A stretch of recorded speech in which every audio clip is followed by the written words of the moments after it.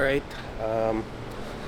I have to check yung footage ng Indie Filter right now. Oh damn, that looks good. Okay. One of the low-key best investments na binili ko ngayon dito sa camera, for my camera. So shoutout sa Henry's. Okay. Yeah, daan tayo ng Starbucks. Kanina pa ako nag-iikot-ikot dito sa labas. Or actually yung papunta sa accommodation. And what I really like here, maliban sa sariwa yung hangin, yung init ng araw, o siguro dahil kasi patanghali pa lang, ay mainit siya pero hindi masangsang, if that makes sense. I wonder kung kumusta yung night scene dito. Pero dahil kasi madami mga food hubs dito, mga food spots, mukhang active din ata eh. Sige, something to look forward to tonight.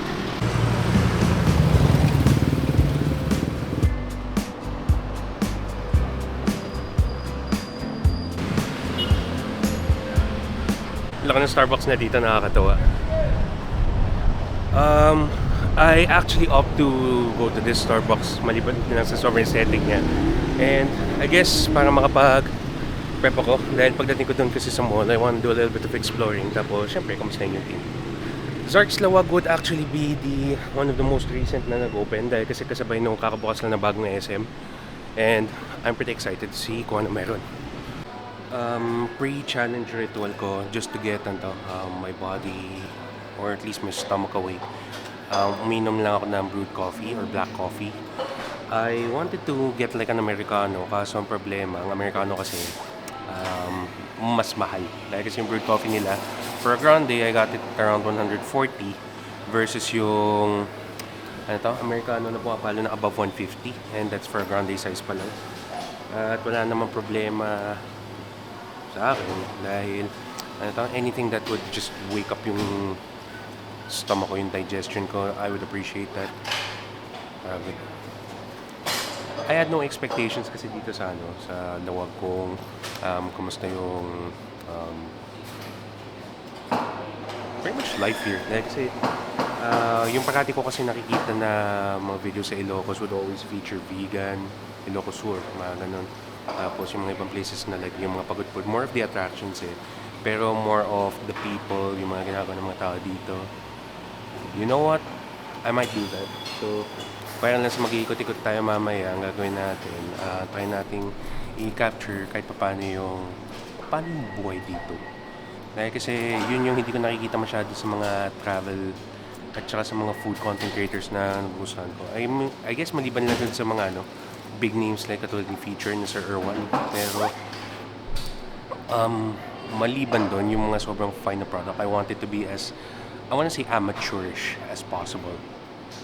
Parang gusto ko ganun yung atake. I'm leaning towards food, a little bit of tourism, pero trying to capture local life. Today is a Saturday din, at saka since most banks, dahil kasi yung hilera na to ng papunta dun sa town hall ay mga banks or yung mga commercial places, ang dami sa kanila ng mga hindi pa masyadong bukas, or kung bukas man, hindi matao, parang ganun, hindi madumog ba. Which is a very interesting change of scenery compared sa Manila. You know what's pretty cool? Yung barista din sa likod, they didn't have to, dinala pa nila yung rate dito sa akin. Which I appreciate. It's a little bit more customer service. It's the extra touch, extra mile, ganun. Tapos may message pa dito. Lagyan lang natin.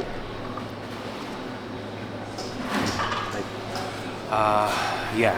So, game plan natin, hindi ako masyado nagplano. This is actually a break din para sa akin.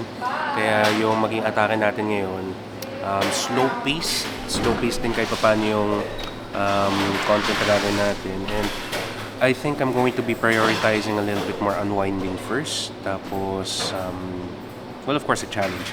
Tapos, food spots, food reviews, mga ganun second. Pagkatapos ko kasi sa challenge, I think I might stroll around again dun sa SM. Kasama lang natin for the content. Tapos, siguro balik ulit ako dito. Tapos mag-ikot tayo. There are 2 places na gusto kong i-try kasi tapos nun, I might go back dito sa gitna sa may sinking bell. Tapos siguro pagdating ng hapon, maganda tayo. I kinda wanna do yung gusto kong dumaan sa may bandang papalengke para matry natin yung iba't ibang mga street foods. I saw a video ni Pops Chewy na ginawa kasi niya yun. Parang part ng 1,000 peso challenge niya. I might go there and do the same. Tapos noon, bahala na ako na gagawin natin sa gabi. Tomorrow kasi, I'm actually planning to go to mga bandang Papaway na. So, from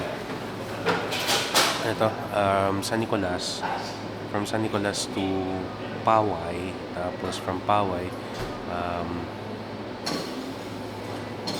meron din akong gustong puntahan na I think baka kung mapunta ako sa Sand Dunes, I might do Sand Dunes. I mean, you're here. Tapos, somewhere along the line, kailangan ko din masingit yung papunta dun sa eatery. Yeah, sa eatery. Dahil kasi it closes around 2 in the afternoon, kaya medyo alanganin lang yung oras. Kailangan mo talagang isingit. I'm figuring it out right now habang kausap ko kayo. It's going to be a really cramped day. I'm going to be staying here din pala until the 25th. Actually, ang flight ko kasi, I'm going to fly back na. Ang mangyayari, ang gagawin nating diskarte para lang hindi tayo maipit sa traffic and whatnot. Kasi ang haba ng biyahe. I booked the earliest flight and the cheapest one, which is around 6 a.m. So technically dapat nandun ako sa airport mga around 3:30 to 4 para na makapag-check-in tayo and all that stuff. Kaya sobrang jam-pack na magiging araw ko ngayon at saka bukas. Kaya kung kaya ko din makapagsingit pa ng pagbili din ng pasalubong, kahit untiin ko na mamaya. Tapos untiin ko ulit. Untiin ko mamaya, tapos untiin ulit bukas. Para lang hindi tayo mabigla. Basta kung makuha along the way. Yeah, it's going to be a fun-filled day. As of the time of recording din pala, yung mga iniwan sa Manila. Ang iniwan ko sa Manila ay dapat liga ngayon, simula na liga namin ngayon sa basketball. So, ngayon yung opening. At wala ako doon. Nagsabi na ako doon sa coach namin na wala ako. At kung ano man yung outcome, lagay lang natin dito. Mga ganun deduction ba? Nasa bracket pa naman kami ng mga malalakas. Yung mga, champion, yung nag-champion last season. Tapos lahat ng mga malalakas. Trust the Pirates. Sige, busi ko naman tapos labas tayo. Alright. Coffee done. Tayo ngayon ay punta nga tayo ng dito sa City Hall. And let's take a picture lang. Proof of life. Proof of life. Attendance ba? Hindi, kailangan ko din kasi ng mga thumbnails kaya gawa natin na paraan. Tapos from there, diskartehan natin kung paano ako makapag-tricycle. Nung base sa research ko, yung gastos kasi daw para sa mga tricycle dito is around 20 to 30. Pero that's depending on your haggle pa. At dahil tatawid tayo ng tulay papunta ng SM Lawag, baka may additional pa siya. Or kung may bayad ba na hiwalay pag special. Haggle na lang natin mamaya. Red stain, the clinking of glass, the flickering shade on your face, pouring rain. Oh, I wish we had stayed. Misplaced, got somewhere to be, don't wanna. Habang naglalakad ako dito, parang madami nata nakakamukha sa akin.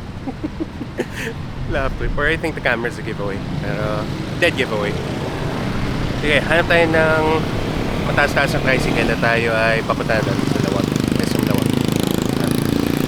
Kung mga ganito din, hindi ako nagsischedule na talaga ng meetup kasi as much as I want to, hindi kaya ng oras ba. So kung sino lang talaga yung nandun, I appreciate yung kwentuhan ko sakali. Just one more drink, don't wanna think about anywhere, anyone else. Maybe I could have loved you in another timeline. Could you have loved me too if our stars aligned?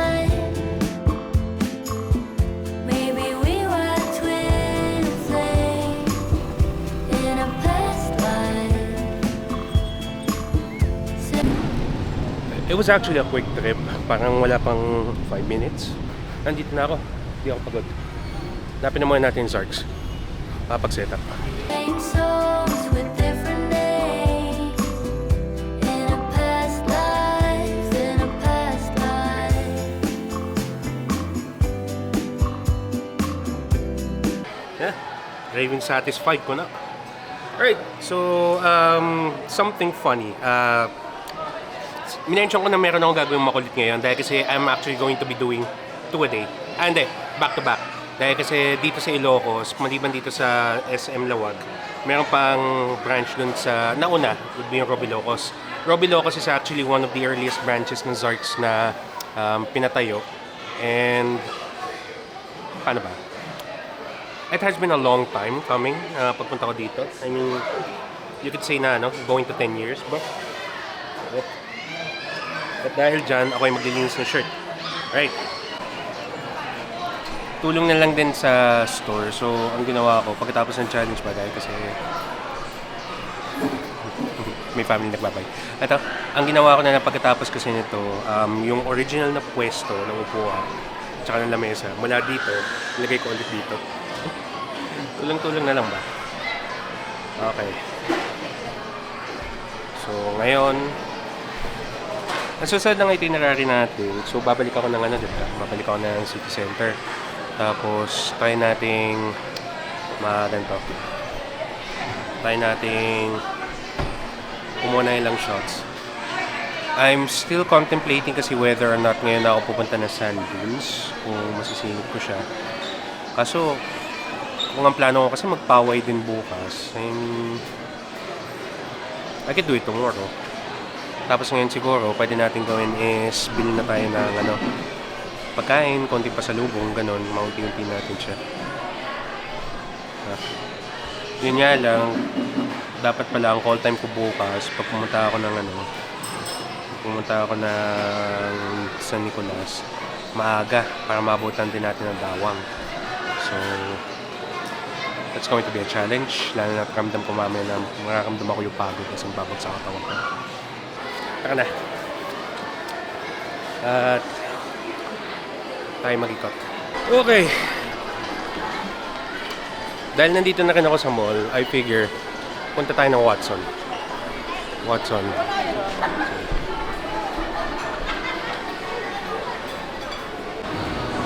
Okay. No luck dito sa upper ground. Kaya that's taas. Actually, it actually goes both ways dahil kasi pababa na ako na kinain.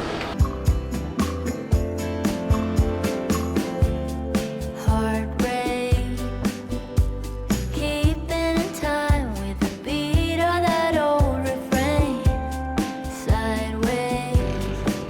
Nakapag-withdraw na dahil kasi kailangan lang natin ng pera just to make sure lang na hindi tayo hindi tayo masyadong hindi tayo magkakaberya because cash is still king. Tayo ay lalabas na ng mall. We're gonna go to another place and I believe babalik tayo dun sa pamunisipyo. So, sige. Kung mabilis naman din yung magiging lakad natin bukas, I might go back here. Etong feel na to, nandito sa parking ng isang SM, kinda reminds me of the time na pumunta ako ng SM Dagupan, which is Tour of the North, di ba? Well, this is pretty much a Tour of the North din. So, mali natin, baka susunod, punta naman tayo ng Ilocos Sur, tapos Batanes. Sana mura lang ang ticket. Alright, sige, we're wasting daylight. Let's go.